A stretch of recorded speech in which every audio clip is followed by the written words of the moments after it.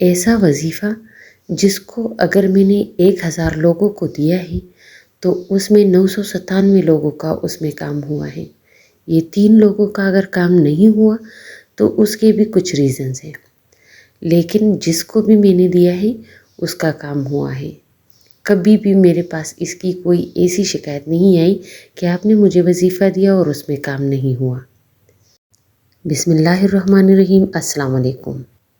آپ کا کوئی ایسا مقصد ہے جو کہ پورا نہیں ہو رہا، بہت ہی آسان عمل کرنا چاہتے ہو آپ۔ بہت سے ایسے لوگ آتے ہیں کہ ہمیں زیادہ ٹائم نہیں ملتا تو آسان عمل ہمیں بتائیں۔ آسان عمل یہ نہیں ہوتا کہ آسان عمل کا تاثیر کم ہوتا ہے، آسان عمل کا تاثیر بھی زیادہ ہوتا ہے، اور وہ تو قرآن پاک ہے۔ قرآن پاک کا تو ایک لفظ جو ہے وہ بھی بہت تاثیر والا ہے۔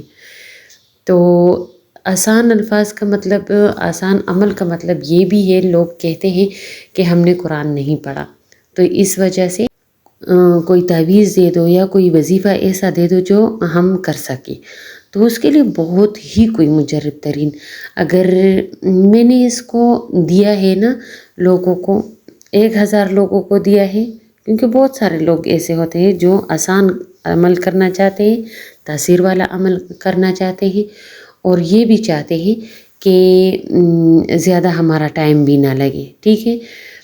اور جو لوگ قرآن جنہوں نے نہیں پڑھا ہوا ہوتا ہے وہ لوگ بھی اکثر آ جاتے ہیں کہ ہمیں ایسا وظیفہ چاہیے جس کو ہم کر سکیں۔ تو نماز تو ہر کوئی پڑھتا ہے، تو میں ان کے لیے یہ عمل لے کر آئی ہوں جو نماز پڑھتے ہوں، بس صرف نماز ہی پڑھتے ہوں، ان کو قرآن پاک کا الف بے پتہ نہیں ہوتا، تو ان کے لیے یہ عمل ہے۔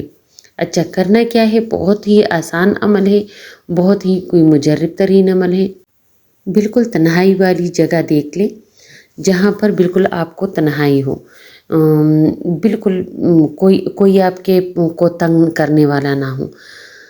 رات میں اس کو کریں، عشاء کی نماز کے بعد تہجد میں اس کو کریں، یا پھر فجر میں اس کو کریں، تب آپ کو کوئی ڈسٹرب نہیں کرے گا۔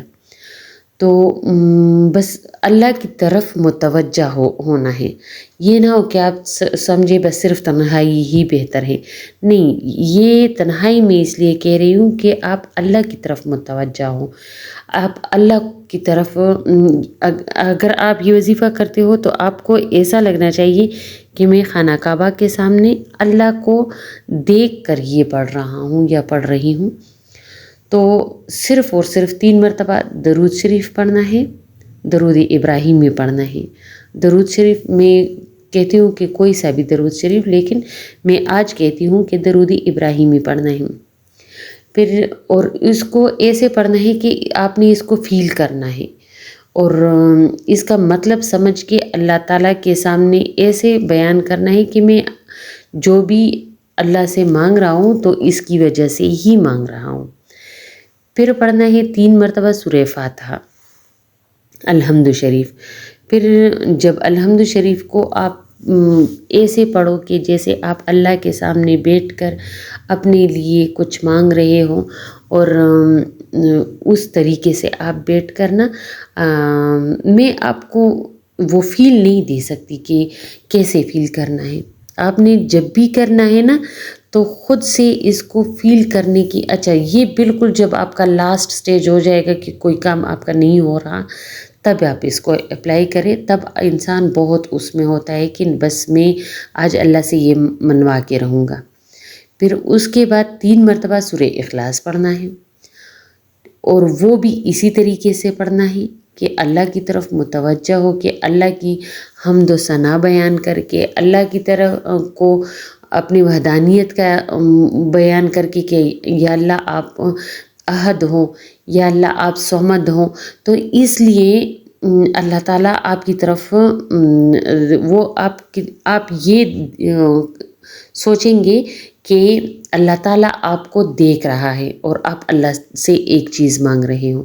اس کے بعد پھر سے درود شریف 3 مرتبہ پڑھنا ہے، بہت ہی آسان عمل ہے۔ 3 مرتبہ درود شریف، 3 مرتبہ سورہ فاتحہ، تو 3 مرتبہ سورہ اخلاص، اور 3 مرتبہ پھر سے درود شریف۔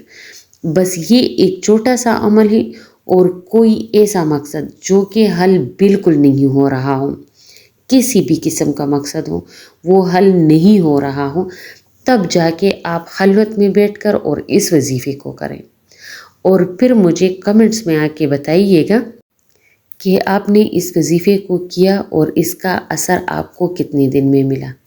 میرے خیال سے ایک دن سے کبھی اوپر نہیں جاتا، لیکن اگر کسی کے قرآن میں غلطی ہو یا وضو میں غلطی ہو یا نماز میں غلطی ہو یا اتنا زیادہ وہ کیا کہتے ہیں گناہوں میں گرا ہوا ہو، تو اس انسان کی تھوڑی سی دیر لگ جاتی ہے، تو وہ 3 دن میں اس کی یہ ہر دعا قبول ہو جاتی ہے۔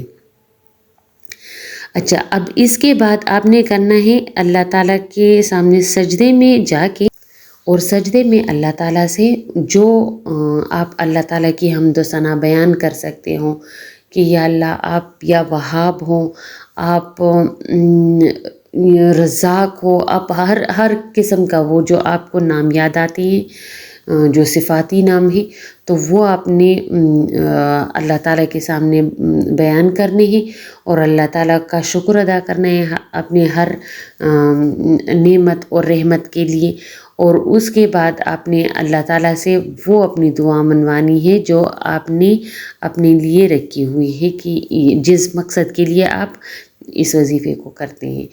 تو اور اس کے بعد استغفار کی ایک تسبیح کر لے، یا 13 مرتبہ کر لے یا 33 مرتبہ کر لے استغفار، تو اس سے اس عمل کی تاثیر اور زیادہ ہو جاتی ہے۔